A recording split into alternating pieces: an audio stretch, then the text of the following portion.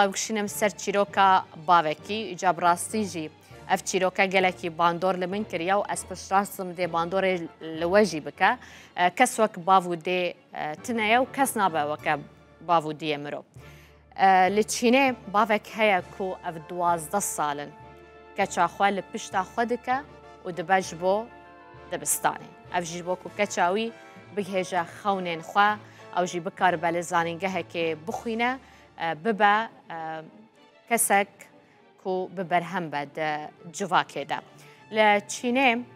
ددما ازمونان ده کنها ازمونن یه نشتیمانیه لوی ولاتی اف باوی کو هن نهال سر اکران روداوی هن دبینن کو ناوی خوشی جاو گوانگ خینگه کو اف 12 سالم براستی وی کاری دکه کچاوی آستانگداره خودی پیدوستین تایبته هر روز صبح راد بشخو کچاخوا لسر پشتا خودکه وید با دبستان حتی کو دگهینه ناوا پولاوی و لسر ماسای خوا رودنه دی او با ودگره مالی دمی نیورو دیسان دچه دبستانه دیسان کچاخوا لپشتا خودکه و ودگرینه مالی باوی دبیجه از هیوی دکم پشتی افقاس ماندیبونا منو یا کچامن